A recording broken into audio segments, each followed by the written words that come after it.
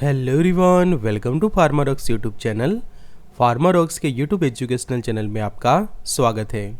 आज के video lecture में हम डिटेल में स्टडी करेंगे इमरजेंसी ड्रग्स के बारे में। तो हम सीखने वाले कि जो अलग अलग इमरजेंसी ड्रग्स यूज़ होती है जनरल प्रैक्टिस के अंदर, इमरजेंसी कंडीशंस के अंदर, तो वो सभी की डिटेल स्टडी करेंगे ये वीडियो लेक्चर में और सीखेंगे उनके बेसिक यूज़ वगैरह के बारे में और करेंगे detail study of that emergency medicines. तो जानते हैं ये वीडियो लेक्चर के अंदर डिटेल में। Expert lecture by Amar sir, assistant professor and founder of Pharmarocks. Thank you for be in 1 lakh family of Pharmarocks. Updated रहिए फार्मा नॉलेज के साथ। एक्सेस करिए study material, test series, video lecture Pharmarocks के ऐप ऊपर। तो अगर आपके पास एंड्रॉयड फ़ोन है तो डाउनलोड करें एंड्रॉयड एप्लीकेशन फार्मारॉक्स के मोबाइल एप्लीकेशन को, और अगर आपके पास आईफोन है तो ऐप स्टोर पर से भी डाउनलोड कर सकते हैं। लिंक आपको डिस्क्रिप्शन बॉक्स के अंदर मिल जाएगी। तो अब समझिए कि इमरजेंसी ड्रग्स एंड और मेडिसिन्स, तो ये ऐसे मेडिकेशंस है कि जब कोई जानलेवा कंडीशन प्रोड्यूस होती है कि जिसको हम कहते हैं लाइफ थ्रेटनिंग मेडिकल इमरजेंसीज। तो ऐसे कंडीशन के अंदर ये मेडिकेशन वो जो कंडीशन होती है उसको ट्रीट करने के लिए, मतलब कि उसके ट्रीटमेंट में, और साथों साथ वो कंडीशन को अच्छे से मैनेज करने के लिए यूज़ की जाती है। तो they use for treatment and management of life threatening medical emergencies. And emergency medicine is the medical speciality concern with the care of illness or injury require immediate medical attention. कि जब कोई person emergency condition में होता है तो उस वक्त जो लाइफ थ्रेटनिंग कंडीशन होती है, कि जानलेवा कंडीशन होती है, तो उस वक्त जो आपको इमीडिएटली जो रिस्पॉन्स देकर उसकी अच्छे से जो ट्रीटमेंट करनी है उस वक्त, तो आपको जो मेडिसिन्स लगते हैं उसको कहा जाता है इमरजेंसी ड्रग्स। जैसे कि किसी को कार्डियक अरेस्ट आता है, ब्रेन स्ट्रोक होता है, एनाफाइलैक्सिस शॉक होते हैं, ब्रीथिंग डिफ़िकल्टीज होती है। तो ऐसे बहुत सारे ऐसी कंडीशन से इमरजेंसी कंडीशन कि जिसके अंदर इमरजेंसी मेडिसिन्स को जो है वो यूज़ किया जाता है। तो जनरल प्रिंसिपल्स हो हम कंसीडर करें कि जो इमरजेंसी मेडिसिन्स को आपको यूज़ करनी है या फिर जो मेडिकल इमरजेंसीज होती है उसको हैंडल कैसे किया जाता है, तो उसके ये प्रिंसिपल आप समझो कि 5 पॉइंट है। तो पहला है कि danger, the accident scene is no longer dangerous. कि कितनी डेंजरस कंडीशन है, नो लॉन्गर डेंजरस मतलब कि ज़्यादा डेंजर कंडीशन नहीं है या फिर नॉर्मल डेंजरस कंडीशन है, तो उसके अकॉर्डिंग तो आप जो है वो आगे ट्रीटमेंट करते हैं। रिस्पॉन्स मतलब कि जो भी पर्सन है वो कॉन्शियस है या नहीं, अच्छे से ब्रीथिंग कर रहा है कि नहीं, वो आपको चेक करना होता है कि he and she conscious and can breathe. तीसरी कंडीशन है कि airway, to make sure person's airway is open and it is easy to breathe. मतलब कि पर्सन का जो एयरवे है वो ओपन है, मतलब कि वो आसानी से जो है वो ब्रीथिंग कर रहा है, कि ईजी टू ब्रीथ, आसानी से पर्सन जो है वो ब्रीथिंग कर रहा है।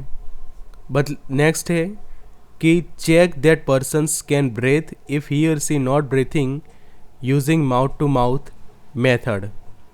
कि अगर आप समझो कि ब्रीथिंग कर रहा है या नहीं, वो चेक करना है कि माउथ टू माउथ मेथड से ब्रीथिंग हो रही है, नहीं हो रही तो आगे जो ऑक्सीजन मास्क वगैरह लगा के आपको प्रॉपर उसको सपोर्टिव केयर देने की ज़रूरत रहती है। एंड आखिरी चीज़ है कि सर्कुलेशन को अच्छे से चेक करना, कि make sure the persons blood is circulating by looking for colour, coughing and eye movement. मतलब कि ब्लड सर्कुलेशन अच्छे से हो रहा है कि नहीं, कि ब्लड सर्कुलेशन किस तरह से हो रहा है, उसके अंदर कफिंग रिफ्लेक्सेस देखने को मिल रहा है, आई बॉल की मूवमेंट वगैरह देखने को मिल रही है नहीं, वो जो है वो अच्छे से चेक करना होता है। तो ये 5 जो मेन पॉइंट है कि danger, response, airway, breathing and circulation वगैरह को अच्छे से चेक करना होता है।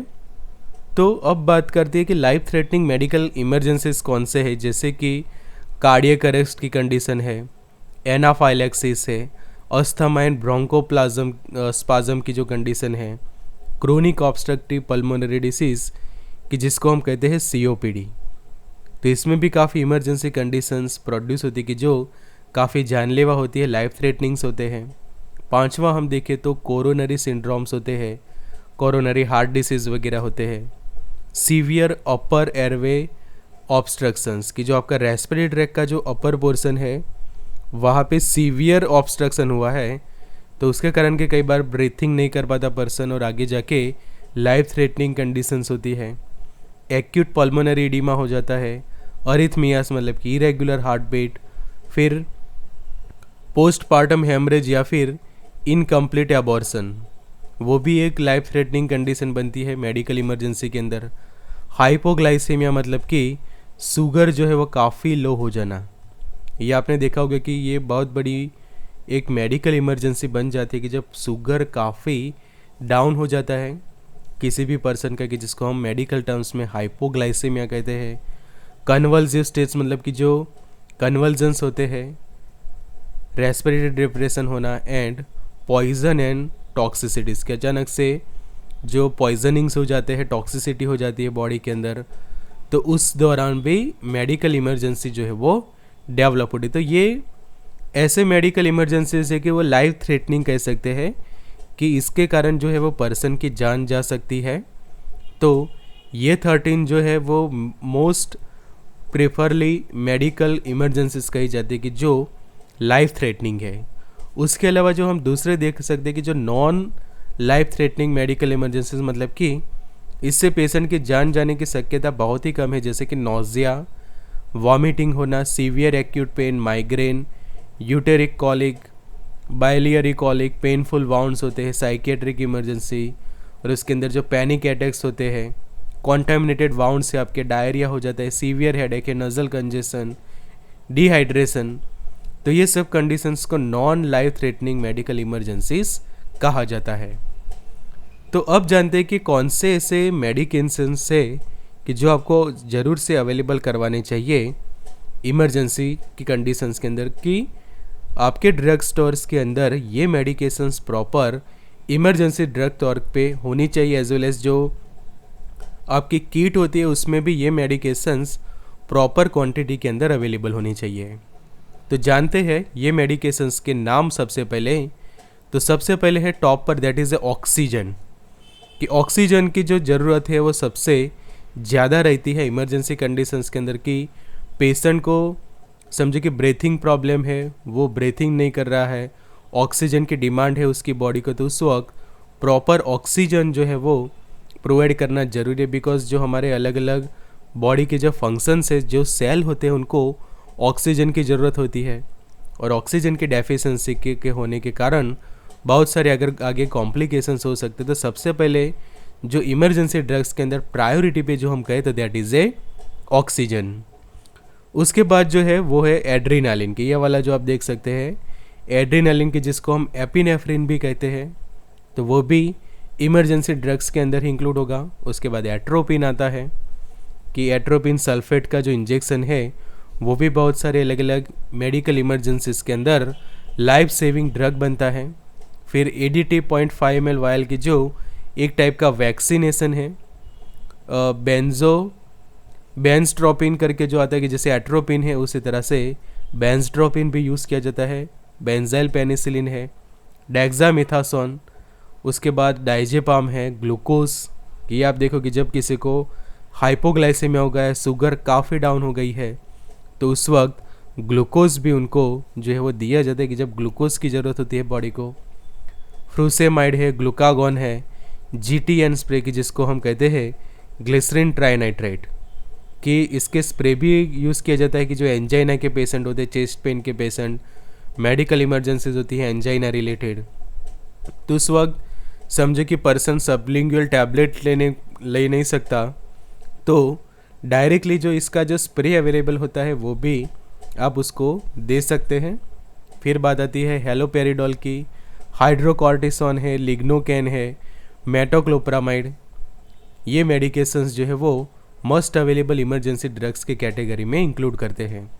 और भी आगे है वो हम जानते हैं कि उसके बाद ज़रूरत पड़ती है मैनिटॉल की, इप्राट्रोपियम ब्रोमाइड है, डाईहाइड्रो अर्गोटामाइन, कैटोरोलैक, मिडाजोलाम है, ओलेंजेपाइन, सुमाट्रिप्टान, सिंटोमेट्रिन, मॉर्फिन की ज़रूरत पड़ेगी, नालोक्सोन है, ब्लोक्रोलपेराजिन है, सालब्यूटामॉल, ट्रामोडोल, वेरापामिल, एस्पिरिन एंड सेफ्ट्रियाक्सोन। तो यहाँ पे जो हमने जो 32 मेडिकेशंस जो लिस्टेड किए हैं उसको हम कहेंगे कि मस्ट अवेलेबल इमरजेंसी ड्रग्स, कि ये मेडिकेशंस ज़रूर से अवेलेबल होने चाहिए। कि जो मिडाजोलम है उसका प्रॉपर इंजेक्शन अवेलेबल होना चाहिए।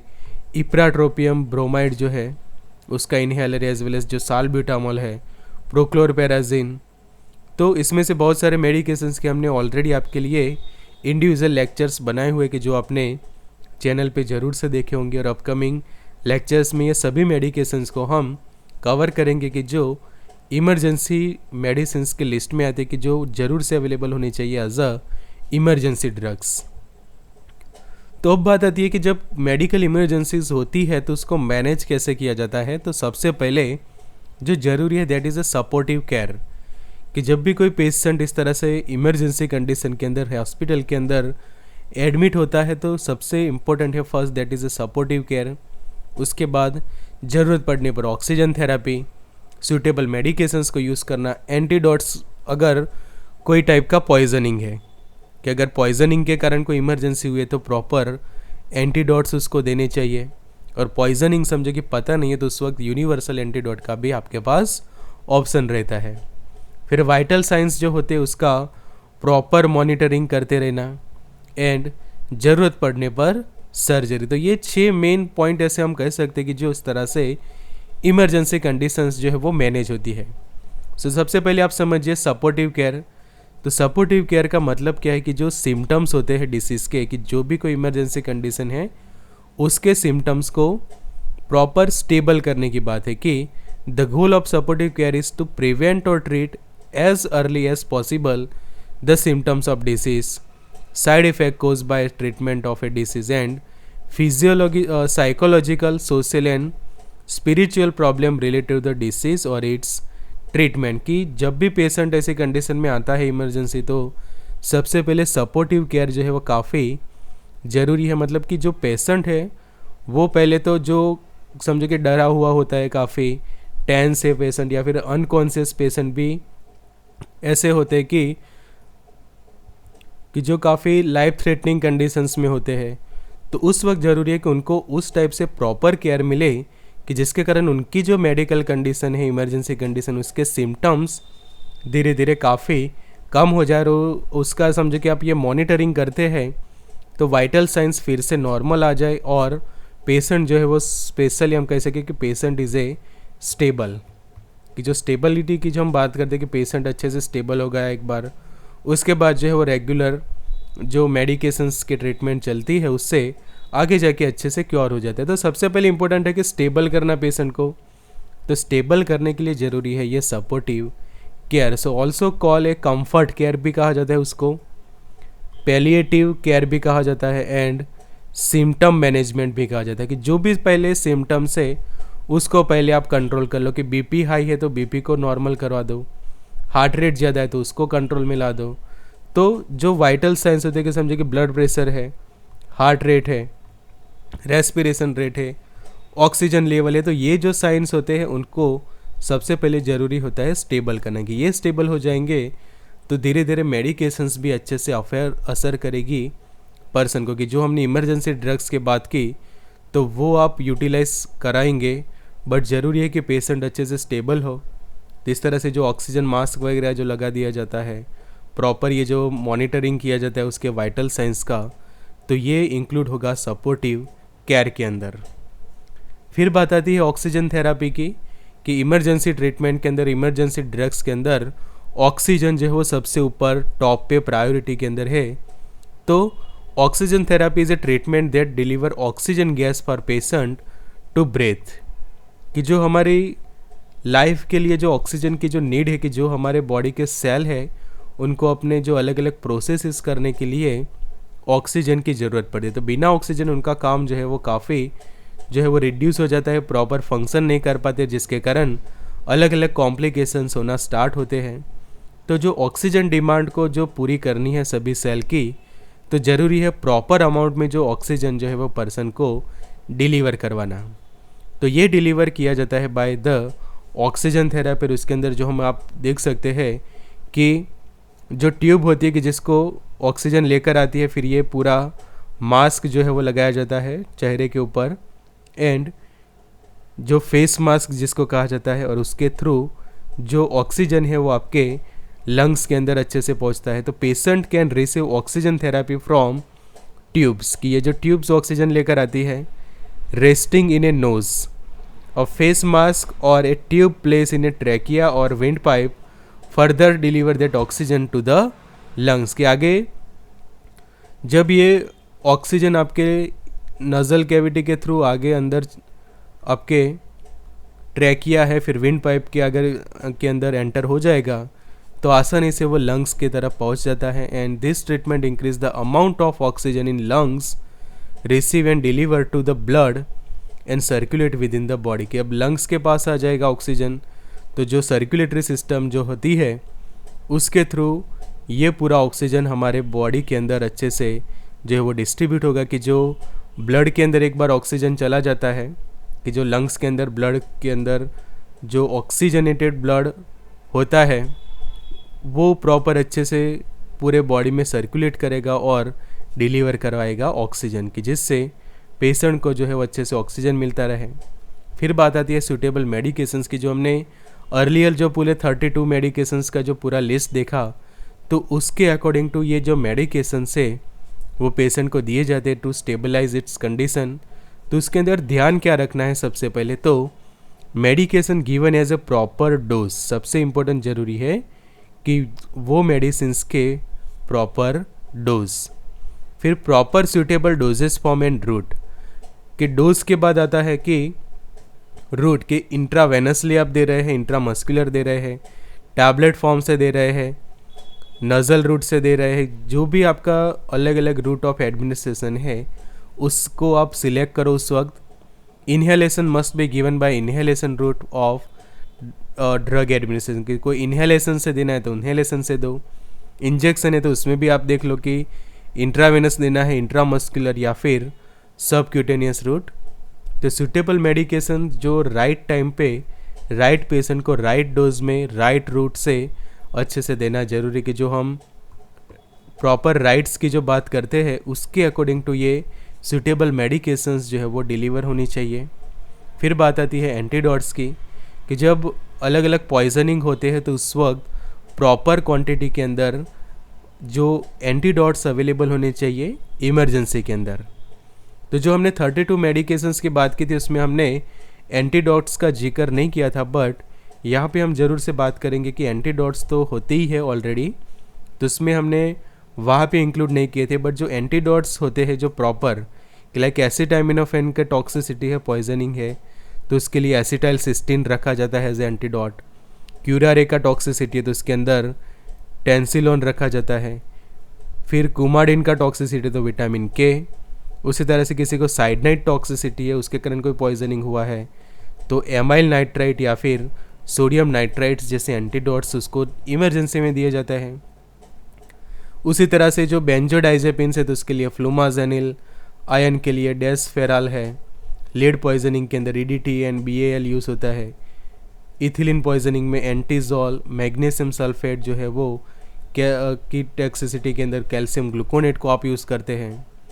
तो ये जो एंटीडोट्स है वो प्रॉपर क्वांटिटी में होने चाहिए। कि ये 50 जितने एंटीडोट्स का पूरा एक वीडियो अवेलेबल है फार्मारॉक्स के चैनल पर, जो आप ज़रूर से देखना, कि जो 50 एंटीडोट्स है मोस्ट पॉपुलर, कि वो भी अच्छे से प्रॉपर स्टॉक में होने चाहिए, कि जिसके कारण ऐसे जो इमरजेंसी जब कोई पॉइजनिंग के रिलेटेड होती है, कोई टॉक्सिसिटी के रिलेटेड होती है, तो उसको आप अच्छे से हैंडल कर सके by giving the proper suitable antidote. फिर बात आती है वाइटल साइन मॉनिटरिंग की। तो जो वाइटल साइंस होते हैं पेशेंट के, कि उसका जो आप यहाँ पे पल्स देख रहे हैं कि पल्स कितने हैं, हार्ट रेट उसके कितने हैं, वो अच्छे से चेक करना ज़रूरी है। उसके बाद SpO2 का लेवल, बॉडी टेम्परेचर आप यहाँ पे आप देख सकते हो। उसके बाद रेस्पिरेशन रेट दिखाया है। तो इस तरह से प्रॉपर जो उसके वाइटल साइंस है कि ब्लड प्रेशर का जो वैल्यू है उसका, तो वो प्रॉपर अच्छे से मेज़र करना ज़रूरी है। तो vital sign monitoring give the medical personal an indication about the patient's condition. ये क्या है, एक टाइप के इंडिकेटर्स है कि जैसे आप कोई व्हीकल ड्राइव करते तो भी उसके अंदर इंडिकेटर्स होते हैं कि उसकी स्पीड का इंडिकेटर होता है, फ्यूल कितना है।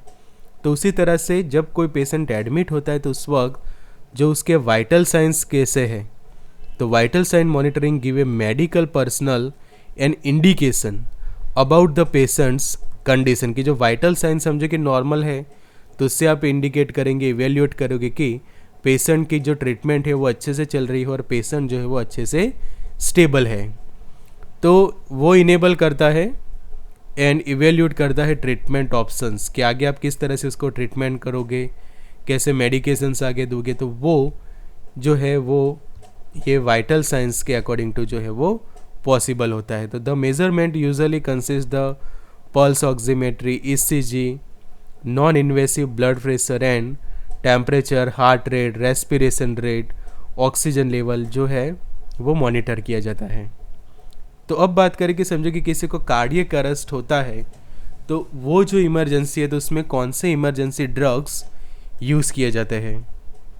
तो उसके अंदर कि जब किसी को हार्ट अटैक होता है, कार्डियक अरेस्ट की जो हम बात करते हैं कि आर्टरीज ब्लॉक या फिर कोई भी कंजेस्टिव हार्ट फेलियर के कारण समझो कि आपको हार्ट अटैक की कंडीशन हुई है, मसल्स डैमेज थे, तो उसके अंदर adrenaline is given every 3 minutes intravenously until the return of spontaneous circulation.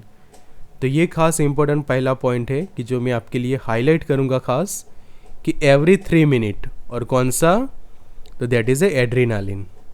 तो एड्रेनालिन की जिसको हम एपिनेफ्रिन भी कहते हैं, एंड उसका जो एडल्ट डोज रहता है वो रहता है 1 milligram with saline plus around 10 to 20 ml, and paediatrics के अंदर 0.01 mg पर किलोग्राम कि जिसको आप लिख सकते हैं 10 माइक्रोग्राम लिख सकते हैं पर kg with a saline plus up to 5 ml।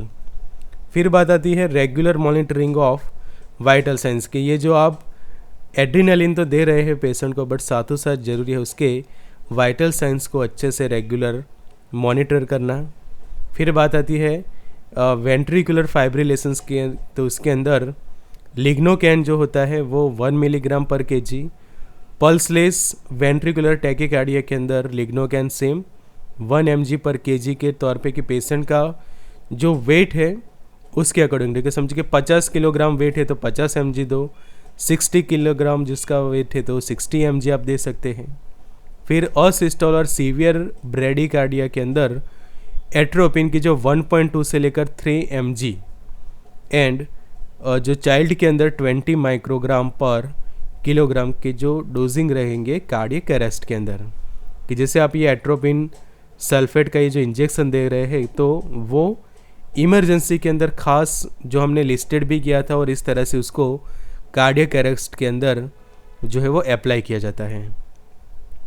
फिर बात करें हम एनाफाइलैक्सिस के अंदर, तो जो एनाफाइलैक्सिस शॉक होते हैं अचानक से कि जो सीवियर एलर्जिक रिएक्शंस हो जाते हैं, और ये लाइफ थ्रेटनिंग कंडीशन बन जाती है कई बार कि severe allergic reactions to venom, कि कोई पॉइजन वगैरह है, फूड और मेडिकेशन, कि कोई फूड के कारण, कोई मेडिकेशन के कारण या फिर कोई पॉइजन के कारण अचानक से आपको ये एनाफाइलैक्सिक शॉक हुआ है। और most cases are caused by bee sting or eating food that are known to cause allergic such as peanuts or tree nuts, कि कई बार ऐसी कंडीशन ऐसे के कारण होती है कि जो बी होती है मतलब कि मधुमक्खियों के बाइट के कारण, फिर ऐसे कोई फूड की जिसकी आपको एलर्जी है, किस लाइक कि पीनट्स की आपको कोई एलर्जी है, ट्री नट्स वगैरह की एलर्जी है, कि मतलब कि पर्सन टू पर्सन कई बार हम जानते हैं कि एलर्जीज जो है वो अलग अलग होती है। तो किसी भी टाइप की एलर्जी के कारण कोई मेडिकेशंस के लिए एलर्जी है आपको